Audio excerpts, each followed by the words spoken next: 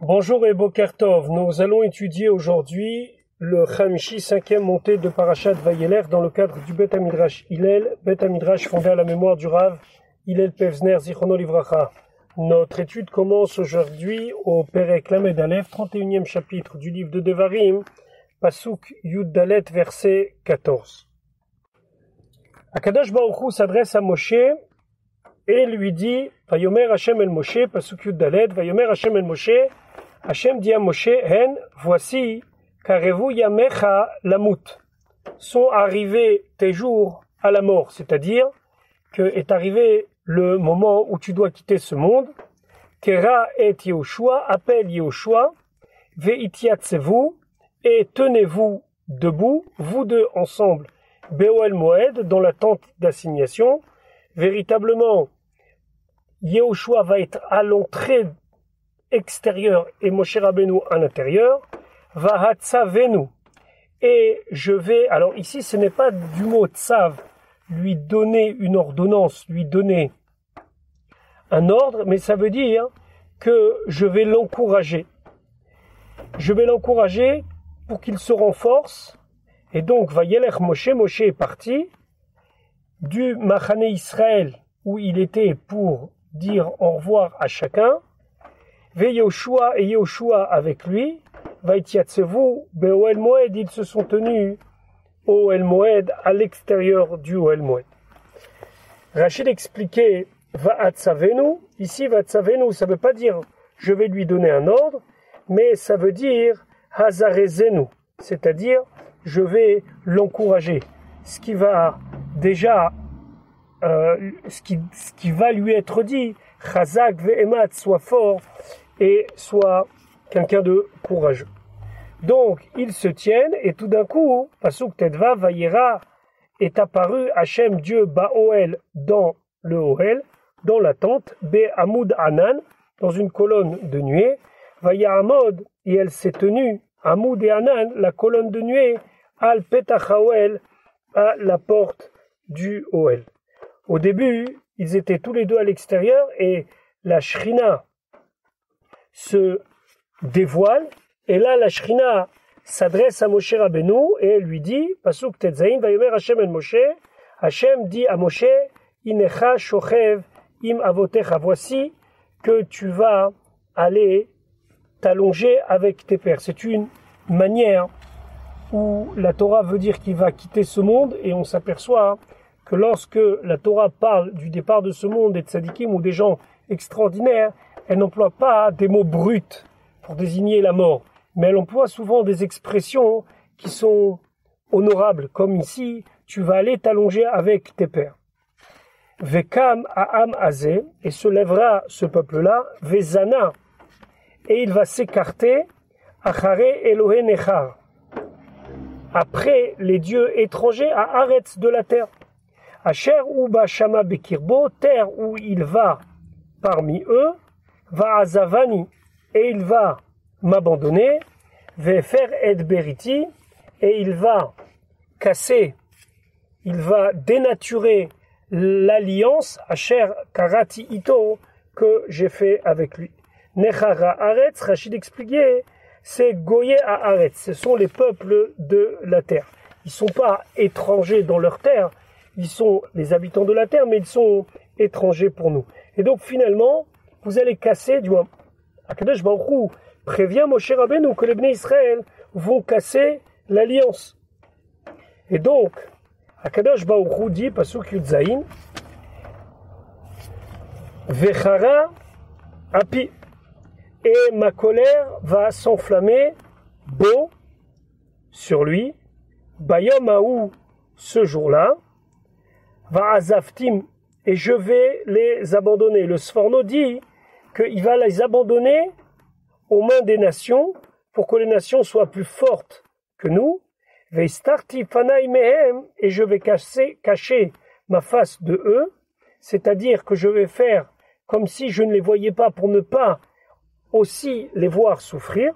On sait très bien qu'Akadosh Baruch Hu, quand nous souffrons, lui il souffre.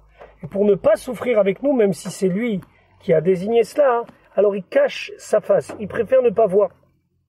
Vehaya, et chacun sera les echol, comme quelque chose de consommable, c'est-à-dire que chacun sera donné en pâture, que les nations du monde et les nations de la terre d'Israël dans lesquelles nous serons vont nous prendre, ou metzahunu raot rabot vetzarot, et vont venir sur nous, nous trouverons des malheurs nombreux et difficiles.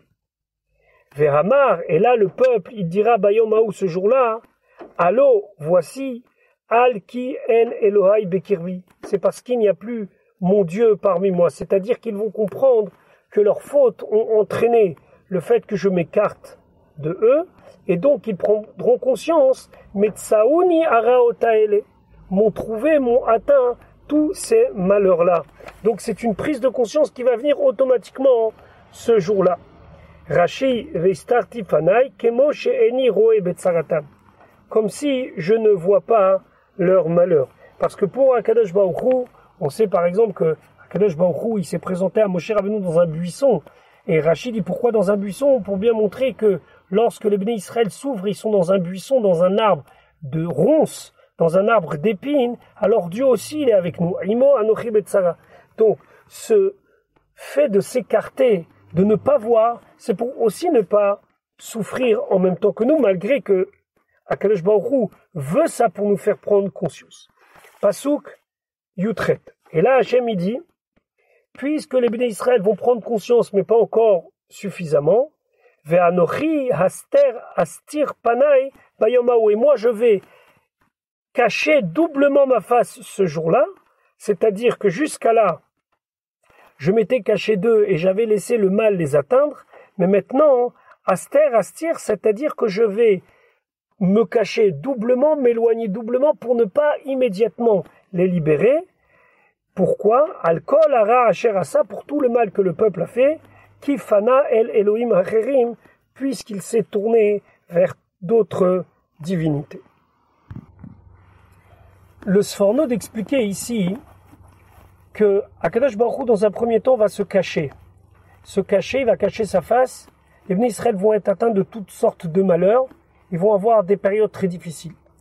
Et là, ils vont prendre conscience et ils vont dire « Allo, al ki en Elokai bekirbi » il n'y a pas mon Dieu parmi moi. Et ça va pouvoir peut-être leur dire, puisqu'il n'y a pas de Dieu, puisque Dieu nous a abandonnés, il n'y a pas de quoi prier, il n'y a pas de quoi implorer, il n'y a pas de quoi prendre conscience et faire tchouva, puisqu'il n'est plus parmi nous. Et donc, Hachem ici nous prévient, c'est un phénomène normal. Va'anochi aster astir panai bayomahu. Ce voilement est voulu parce que je veux que vous compreniez que al kol hara asher asa, parce que tout le mal que le peuple a fait, la seule chose qu'Akadosh Baruch Hu pouvait faire pour leur faire prendre conscience, c'est se cacher. Et donc, si on voit qu'un malheur peut arriver au peuple juif, on pourrait se dire, bon, bah alors ça y est, on est abandonné, on n'est plus le peuple élu, le peuple choisi, Akadosh Baruch Hu ne veut plus de nous. On dit non, moi je me cache, et je me cache sévèrement, doublement, mais parce que c'est vous qui vous éloignez, c'est vous qui avez entraîné cette situation-là. Donc, recherchez-moi. C'est bien connu la phrase de Rabbi Nachman de Breslev qui dit Ve'afilu betoch hastara shebetoch hastara, même dans une situation les plus noires, les plus voilées de chez voilées, bevadai, c'est sûr que même là-bas se trouve Akadosh Baruch Hu. C'est un petit peu l'idée de Ve'anochi aster astir panai bayomahu, pour que l'on prenne conscience que c'est normal que nous soyons atteints de tous ces malheurs. C'est parce que Akadosh Baruch Hu qui veut nous rapprocher de lui, nous faire prendre conscience qu'il s'éloignait de lui à cause de nous, et ne pas se décourager. Pasuk Yutet, Ve'atai maintenant, Kitvu lachem, écrivez pour vous, et Hashira Azot, ce chant, le chant de Haazinu, Ve'lameda, et enseigne-le, et Bnei Israël au Bnei Israël, Sima Befiem, mets ce chant, mets ce poème dans leur bouche, les Ma'an Tieli Hashira Azot, afin que ce chant soit un témoignage bivnei Israël parmi les Bnei Israël. C'est la paracha que nous allons étudier la semaine prochaine, la paracha de Haazinu, où là, Akadosh Baruch Hu demande à Moshe Rabbeinu d'enseigner à Haazinu. Alors pas toute la paracha Haazinu, ça s'arrêtera au pasuk Vechiper Admato Amo. C'est ici un chant extraordinaire un chant qu'il faut connaître et que Akadosh Baruch Hu nous demande. D'autre part, ici, c'est la 613e mitzvah de la Torah. La Gemara dans Sanhedrin, c'est comme ça amené dans le Rambam, apprend que c'est une mitzvah pour chacun d'écrire un Sefer Torah. Kitvu lachem, écrivez pour vous, et Hashirazot, ce chant-là, et ça désigne ici tout le Sefer Torah.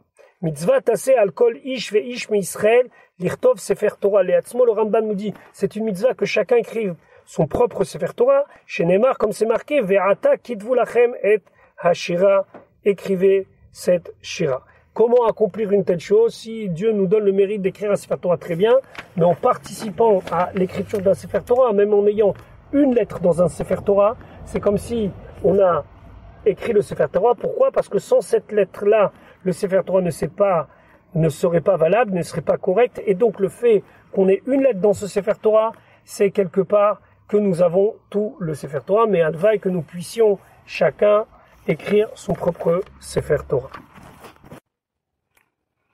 Je vous souhaite une bonne journée. Bezrat Hashem, on se retrouve demain pour la suite de notre étude.